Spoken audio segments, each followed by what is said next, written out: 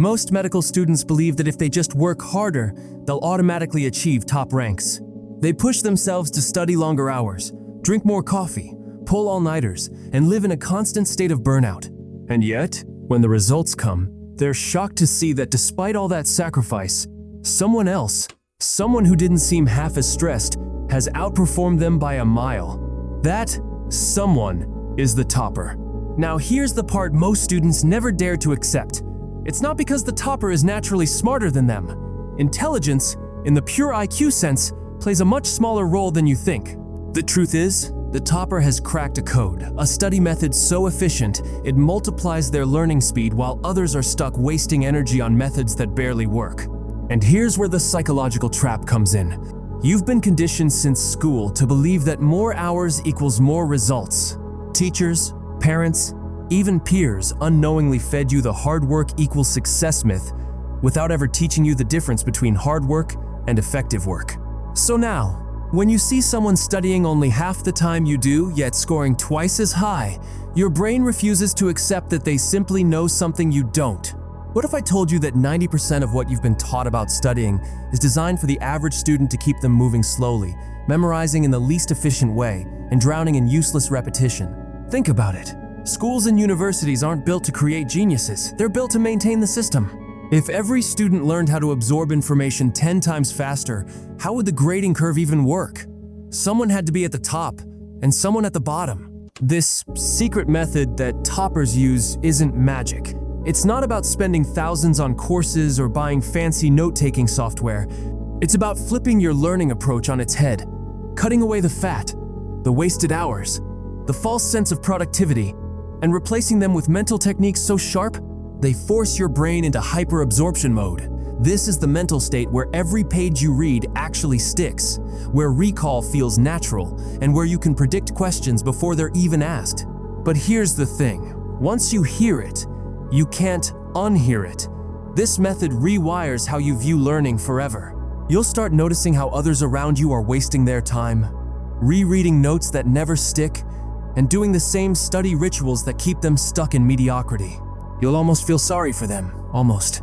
You see, the topper's advantage isn't about studying more, it's about studying differently, leveraging brain psychology, memory optimization, and strategic repetition in a way so precise that it feels unfair.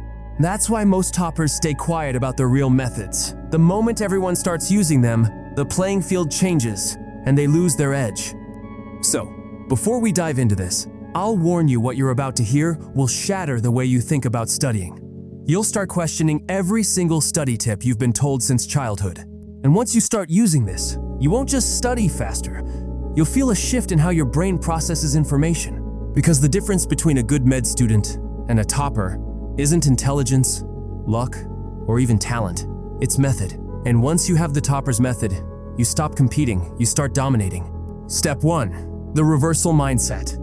Before we even talk about techniques, you need to dismantle the mental prison you've been living in.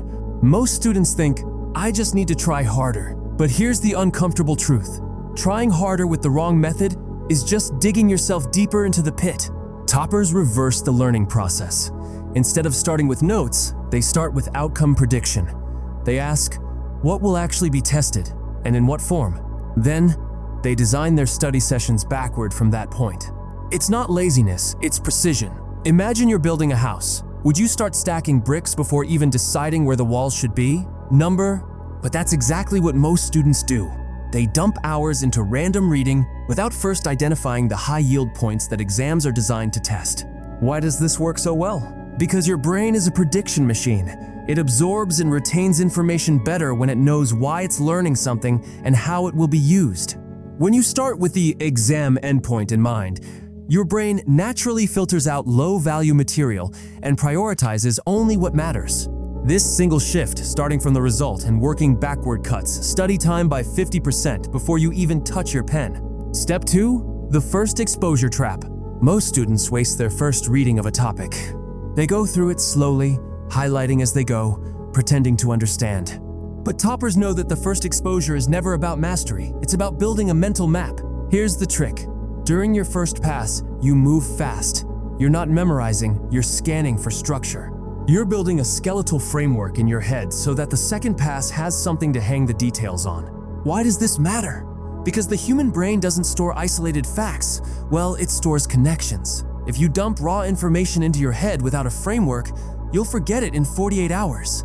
But if you lay down the mental map first, every future review sticks to it like Velcro. So, toppers use the first exposure to set the scene. They look for chapter structures, recurring terms, cause-effect relationships. They don't panic if they don't understand something immediately. They trust the second and third passes will lock it in. Step 3. The compression effect. Average students believe more notes equal more knowledge. Toppers believe the opposite. The fewer words you use, the stronger the recall. Your brain remembers condensed, meaningful triggers far better than long paragraphs. Here's the secret. Toppers actively compress their notes after every study session. A 3-page lecture becomes 10 bullet points. Those bullet points then become 5 keywords. Those 5 keywords become one mental image that triggers the entire chain of memory. This is where memory science comes in. Your hippocampus loves compact data. It's like zipping a huge file so it takes up almost no space, yet can be fully unpacked when needed. Every time you compress your notes further, you're forcing your brain to link concepts more tightly, making them impossible to forget. The danger? Most students don't compress, they expand. They rewrite notes over and over, thinking they're reviewing, but in reality, they're cluttering their brain with duplicates. Toppers strip it down to the absolute essentials so they can carry the entire syllabus in their head without stress. Step 4. The active recall ritual. This is the single biggest separator between toppers and the rest.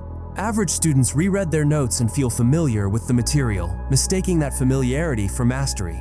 But toppers test themselves before they feel ready. Active recall means forcing your brain to pull the answer out without looking at the material. This struggle is what wires the memory permanently. Toppers do this every single day. After studying a topic, they close the book and write down everything they remember from memory, without cues. At first, it feels slow and painful, but over time, their recall speed skyrockets. This is why in exams, toppers don't panic. They've trained their brain to retrieve under pressure. Average students only recognize answers when they see them. Toppers can produce answers without prompts. Step 5. The time decay exploitation. Forgetting is natural, but toppers don't fight it, they exploit it. Instead of reviewing constantly like average students, they time their revisions according to the forgetting curve. Here's the logic. You remember the most right after studying. Then your memory decays rapidly, then slowly. If you review right at the point where you're about to forget, you refresh the memory with maximum efficiency. Toppers schedule these refresh points at strategic intervals, like 1 day after, 3 days after, 7 days after, then 14, and so on. This means they can keep the entire syllabus alive in their mind without ever feeling overloaded. Average students review either too soon, wasting effort, or too late, having to relearn from scratch. The topper times it perfectly, so every review is quick, sharp, and locks the memory deeper. Step 6. The emotional hook. Finally, toppers understand something most students completely ignore. Your brain is emotional before it is logical. If you attach emotion to a concept, it sticks harder. Toppers don't just study cold facts. They create vivid associations, mental stories, or even ridiculous images to make information unforgettable. For example, instead of memorizing a dry list of cranial nerves, they'll imagine each nerve as a character in a bizarre movie scene. That scene becomes a mental hook that their brain finds fun to revisit. This is why toppers can recall obscure facts with ease. They've tied them to emotional anchors, while others have only tied them to raw repetition. Final impact of all steps together. When you combine these 6 elements, reversal mindset, first exposure mapping, compression effect, active recall ritual, time decay exploitation, and emotional hooks, you get a study method so efficient it feels like cheating. Your hours shrink, your retention explodes, and your exam confidence goes through the roof. And here's the irony, once you start doing this, you'll realize the topper wasn't born brilliant. They just knew the system. And now, so do you. And now you know the truth. Not the sugar-coated study hard and you'll succeed lie you've been fed since school, but the exact mental blueprint toppers use to dominate exams without killing themselves with 14-hour study days. Think about it, how many years of your life have you already wasted doing things the slow way? How many nights did you stay up thinking you were grinding, when in reality, you were spinning your wheels in the mud? If you're honest with yourself, you'll probably realize you've been working harder than some toppers and still getting half the results. That should make you a little angry. Because here's the cold reality. The education system doesn't care about teaching you how to learn. It just throws content at you, ranks you, and lets the survivors figure it out themselves. The toppers? They're not lucky. They're not born geniuses. They just found the loopholes before you did. So now you're standing at the edge of a choice. You can close this video, nod to yourself, and go back to the same slow, exhausting, outdated method you've been using.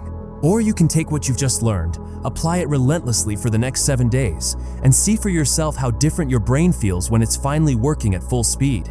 I'll tell you something. When you start using this method, you'll notice how your peers react. They'll start asking, "How are you remembering so much?" Or, "How are you finishing your syllabus so early?" And you'll have a decision to make. Do you tell them the truth? Or do you keep it as your unfair advantage? But I want to know one thing from you. Which of these steps hit you the hardest today? Was it the reversal mindset, the compression effect, or the fact that you've been reviewing at the wrong times your entire life? Drop it in the comments. Tell me exactly what you're going to change starting today. Because trust me, if you don't commit right now, this video will just become another motivational moment you forget in 2 days. But if you act, you'll remember this as the moment everything shifted for you. So, what's your move?